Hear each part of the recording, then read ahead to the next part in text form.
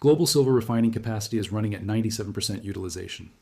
That number matters because it means there is no spare capacity to absorb demand spikes, supply disruptions, or delivery surges. And now China, which controls 60% of that refining capacity, just announced export restrictions. This isn't a production problem. This is a processing problem. You can mine all the silver you want, but if it can't be refined into deliverable bars at the specifications exchanges and industries require, it doesn't exist for market purposes. The bottleneck isn't underground. It's in the facilities that turn raw material into usable metal, and that bottleneck just became a choke point. Let me explain why refining capacity matters more than most people realize.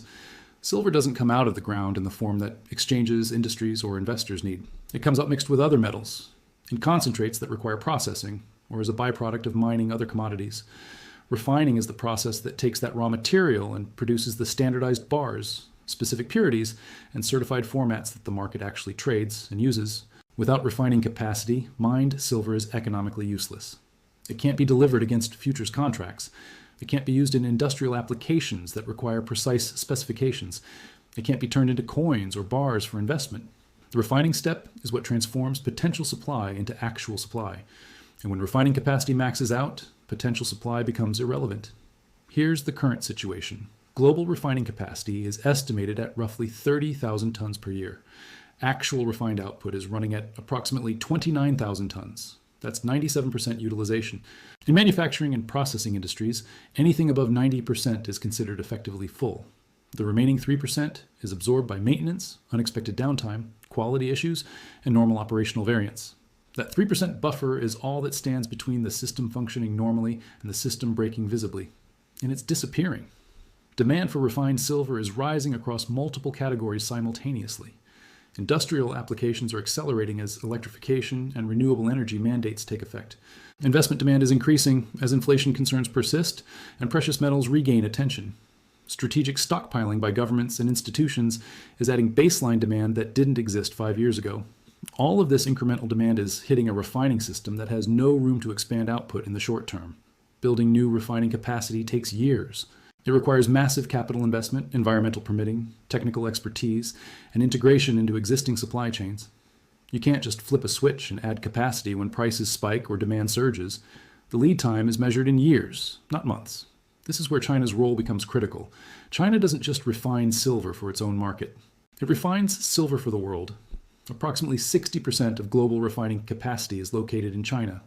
That concentration exists because China invested heavily in refining infrastructure over the past 2 decades, while Western countries allowed their capacity to atrophy or moved it offshore to reduce costs and regulatory burdens.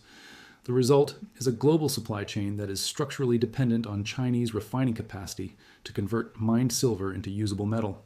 When China announces export restrictions on refined silver, they're not just limiting their domestic supply.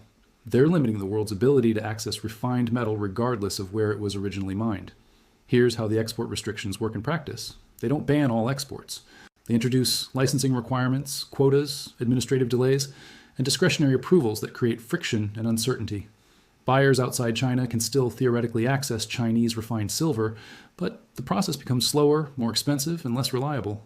That uncertainty alone is enough to disrupt markets that depend on just-in-time delivery and predictable supply chains. The timing of these restrictions matters. China didn't implement them randomly. They implemented them at the exact moment when global refining utilization is already at 97% and demand is accelerating. That timing suggests the restrictions are strategic, not administrative. China is prioritizing domestic access to refined silver while global demand is rising. That's resource nationalism, and it's a trend that's spreading across critical materials. Let me walk through what happens when refining capacity becomes the binding constraint. First, lead times extend. Buyers who used to get delivery in weeks now wait months. Industries that operate on tight schedules can't absorb those delays without disrupting production. That creates urgency and willingness to pay premiums for guaranteed delivery. Second, premiums explode. When supply is constrained by refining bottlenecks rather than mining output, the premium for physical metal over paper prices becomes the real market. Screen prices might show silver at $75, but actual refined bars available for delivery might command $85 or $90. That divergence is the market pricing, the bottleneck. Third, paper and physical markets decouple. Futures contracts assume that underlying supply is accessible at stated prices. But when refining constraints make physical delivery uncertain or expensive, the connection between paper and physical breaks. Futures become pure financial instruments disconnected from the actual commodity, and that disconnect undermines the primary function of futures markets: price discovery for physical assets. Fourth, hoarding behavior begins. When participants realize that refined metal is scarce regardless of mining output, they start accumulating inventory as insurance against future unavailability. That hoarding reduces available supply further, creating a feedback loop where scarcity breeds more scarcity. All four of these dynamics are beginning to appear in silver markets right now. Lead times are extending, premiums are widening, paper and physical prices are diverging, and reports of strategic stockpiling are increasing. These are not random events. They're symptoms of a refining system operating at the edge of its capacity with no relief in sight. Now let me address why this bottleneck is so difficult to solve. You might ask, if refining capacity is the problem, why don't companies just build more refineries? The answer is that refining is capital intensive, technically complex, environmentally regulated, and dependent on consistent feedstock supply. Building a new large-scale refinery requires hundreds of millions of dollars, years of permitting, specialized expertise, and confidence that demand will justify the investment over decades. That investment math doesn't work when prices are volatile and policy environments are uncertain. Companies that considered expanding refining capacity in 2011 watched silver crash from $50 to $14 over the next 5 years. That volatility destroyed returns and made investors wary of committing capital to fixed infrastructure that can't be easily scaled or repurposed. Environmental permitting is another major barrier. Refining is chemically intensive and produces waste streams that require careful management. In most developed countries, getting approval to build a new refinery takes 5 to 10 years, even if you have capital and technical capability. Local opposition, regulatory reviews, and environmental assessments create delays that make expansion impractical in the timeframes markets need. This is why refining capacity has been slowly declining in Western countries while concentrating in China. China has lower regulatory barriers, state support for strategic industries, and willingness to tolerate environmental costs that Western countries won't accept. The result is that global supply chains became dependent on Chinese capacity without building redundancy or alternatives. That dependence is now being weaponized, not through military action or aggressive rhetoric, but through export controls, licensing requirements, and administrative procedures that give China discretion over how much refined silver flows to global markets. This is economic statecraft, and it's remarkably effective because it operates within legal frameworks while achieving strategic objectives. Let me explain why this matters beyond silver itself. Refining bottlenecks are appearing across multiple critical materials simultaneously. Lithium refining is concentrated in China. Rare earth processing is concentrated in China. Cobalt refining is heavily concentrated in China. The pattern is consistent. Western countries allowed refining and processing capacity to migrate offshore, and now they're discovering that control of processing is control of supply, regardless of where raw materials originate. Silver is just the most visible example because it's traded publicly, prices are transparent, and the market is large enough to attract attention. But the same dynamic is playing out in materials that are less visible but equally critical for electrification, defense systems, and advanced manufacturing. The refining choke point is systemic, not isolated. Here's what happens next if the bottleneck persists. First, price volatility increases.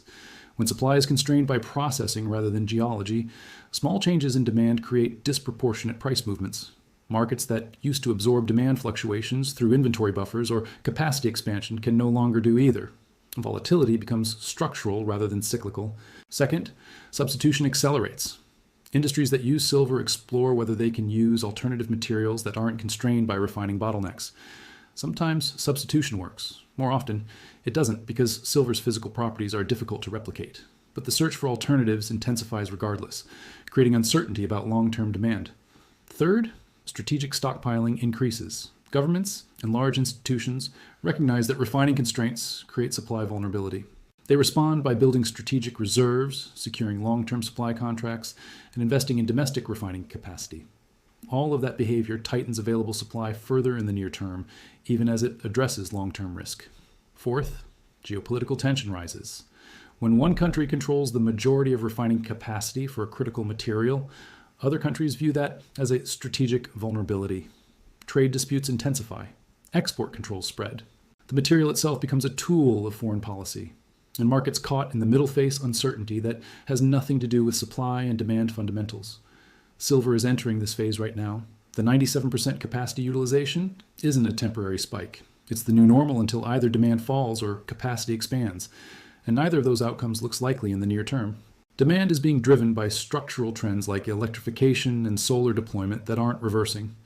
Capacity is constrained by capital, permitting, and concentration in China, where export controls are tightening. This creates a trap for anyone assuming silver markets will function like they did in previous cycles. Previous cycles had spare refining capacity that could be activated when demand spiked. Previous cycles didn't have 60% of capacity concentrated in a single country implementing export controls. Previous cycles didn't have industrial demand growing at rates that outpace mining supply growth. The refining bottleneck changes the math for how silver supply responds to price. In theory, higher prices should call forth more supply. Miners increase production, exploration accelerates, scrap recycling becomes economical. That's how commodity markets are supposed to self-correct. But when refining is the constraint, higher prices don't increase refined supply. They just increase the profitability of existing refiners while everyone else waits for capacity that takes years to build. This is the invisible constraint that makes the current setup so dangerous. Traders looking at mining output see adequate supply. Analysts comparing production to consumption see balanced markets. But neither metric captures the refining bottleneck that determines whether mined silver can actually reach end users in the form they need. The bottleneck is real, it's binding, and it's not priced into most analysis. Let me walk through what signals to watch that would indicate the bottleneck is worsening or easing. First, watch physical premiums. If the gap between spot prices and physical delivery prices widens consistently, that's evidence the bottleneck is binding. Premiums that used to be 2 or 3% over spot should not be 10 or 15% unless something structural has changed, and that something is refining capacity. Second, watch lead times. If delivery windows for refined bars extend from weeks to months, that's a capacity signal. Industries ordering silver should not be waiting quarters for delivery in a market that's supposedly balanced. Extended lead times mean refining throughput can't meet demand at current prices. Third, watch Chinese export data. If refined silver exports from China decline even as global demand rises, that confirms the export restrictions are binding. It also confirms that the rest of the world cannot easily replace Chinese refining capacity in the short term. Fourth, watch investment in new capacity. If major miners or refiners announce new refinery projects, that signals industry recognition that capacity is a problem. But also note the timelines. New capacity that comes online in 5 years doesn't solve a bottleneck that's binding today. The market has to live with constraints in the interim. Fifth, watch substitution announcements. If industrial users announce they're reducing silver content in products or switching to alternatives, that's evidence the bottleneck is forcing behavioral changes. Substitution is often permanent, even if the bottleneck later eases. Once companies redesign products to use less silver, they rarely redesign again to use more. All of these signals are appearing simultaneously right now. Premiums are elevated, lead times are extending, Chinese exports are restricted, industry discussions about new capacity are beginning, and substitution research is accelerating. That combination suggests the bottleneck is not a temporary inconvenience. It's a structural constraint that will persist until supply chains rebuild capacity outside China or demand growth slows. Here's the investment implication. If refining is the constraint, then the value accrues to those who control refining capacity, not just those who mine ore. That's a different dynamic than most precious metals investors understand. Traditionally, mining companies captured value when prices rose, but in a refining constrained world, refiners capture the spread between raw material costs and refined product prices. That spread can be more profitable and more stable than mining itself. For physical silver investors, the bottleneck supports the thesis that physical holdings have value beyond price appreciation. If refining constraints make physical delivery uncertain, then holding refined metal becomes a form of insurance against supply chain dysfunction. The premium you pay today might look cheap if delivery becomes impossible or prohibitively expensive later. For traders, the bottleneck creates volatility and opportunities in the spread between paper and physical. When refining constraints cause divergence, the arbitrage that normally keeps prices aligned breaks down. Trading that divergence requires understanding the bottleneck and anticipating when constraints will tighten or ease. For policymakers, the bottleneck is a warning that supply chain resilience requires control of processing capacity, not just access to raw materials. Countries that allowed refining to migrate offshore are discovering that ownership of mines doesn't guarantee access to refined product. Rebuilding domestic capacity is possible, but expensive and slow. And in the meantime, dependency on foreign refining creates strategic vulnerability. The silver refining bottleneck is a microcosm of a larger trend. Global supply chains optimized for cost efficiency by concentrating processing in locations with low costs and low regulation. That optimization worked well when geopolitical tensions were low and trade was predictable. But when tensions rise and export controls spread, concentrated supply chains become concentrated vulnerabilities. And vulnerabilities create price volatility that markets aren't prepared to handle. This is why the 97% capacity utilization matters more than most headlines suggest. It's not just a number, it's evidence that the system has no buffer. And systems without buffers break when stressed. The stress is coming from multiple directions: rising industrial demand, increasing investment demand, strategic stockpiling, and now export restrictions from the country that controls 60% of global capacity. Any one of those factors alone could be absorbed. All of them together, while capacity is maxed out, cannot. The refining bottleneck doesn't guarantee silver prices will explode, but it does guarantee that the supply response to higher prices will be slower and smaller than historical patterns would suggest.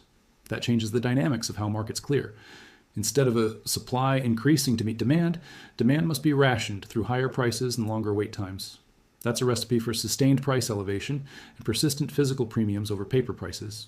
Ultimately, the bottleneck will resolve. Either demand will fall, capacity will expand, or alternatives will be found. But that resolution takes time, and in the interim, markets must operate under constraints they haven't faced in decades. Those constraints favor those who recognize them early and position accordingly. The warning signs are all visible. 97% utilization, 60% concentration in China, export controls tightening, demand accelerating. No quick fix available. The bottleneck is here.